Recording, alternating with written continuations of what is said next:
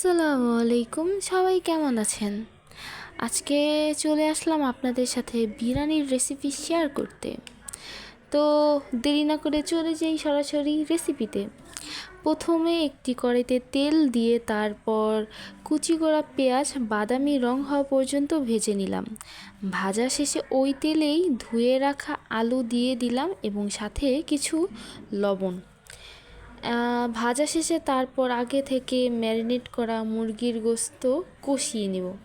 আসলে তার আগে একটি কথা বলে নেই, ওই দিনটি ছিল শুক্রবার, তাড়াহুড়ার মধ্যে ছিলাম যেহেতু নামাজ পড়তে হবে, আর তার মধ্যে তাড়াহুড়ার কারণে অনেকগুলো ক্লিকও নেওয়া হয় নাই।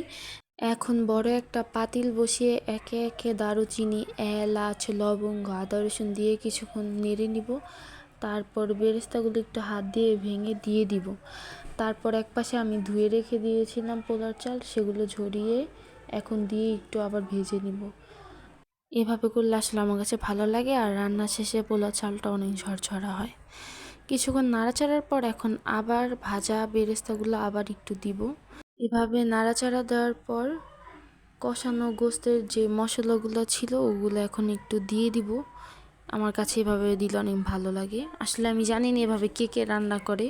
আমি ইউটিউব থেকে রান্না শিখছি, আর মূলত আম্মুর থেকেও শিখছি। আমার আপুর রান্না অনেক মজা, আমার আপু অনেক ভালো রান্না করতে পারে। যাই হোক, এখন আমরা রান্নায় ফিরি। তারপর একপাশে চুলাতে আমি আবার পানি পরিমাণ মতো দিয়ে রেখেছি, যে যার পরিমাণ মতো আসলে দিবেন। আমি পাকা রাঁধুনি না, তাই আমি আপনাদেরকে পরিমাণ বলতেছি না। আসলে রান্নাটা আমি শখের বসেই করি, আর রান্না বেশিরভাগ করে খাওয়ানো হয় ভাইয়াকে। ভাইয়া তারপর বলে মজা হয়েছে। আসলে জানি না মজা হয় কি না, কিন্তু আমার কাছে আমার রান্না ভালোই লাগে। যাই হোক, এখন গরম ফুটন্ত পানি দিয়ে দিব পরিমাণ মতো। তারপর 1 কাপ গুঁড়ো দুধ দিয়ে দিব। তারপর বলক আসা পর্যন্ত এটা এভাবেই রাখবো। তারপর যখন বলক আসবে তখন ঢেকে রেখে লো ফ্লেমে রান্না করব। আসলে অনেকগুলো ক্লিক নেওয়া হয়নি, এগুলো আমার লাস্ট কিছু ক্লিক ছিল, আর এগুলো ছবি। যদি আমার ভিডিও আপনাদের ভালো লেগে থাকে তাহলে আমাকে সাপোর্ট করতে ভুলবেন না, কারণ আপনাদের সাপোর্ট আমাকে অনেক উৎসাহিত করে। আশা করি ভালো থাকবেন। আল্লাহ হাফেজ। আজ এই পর্যন্তই।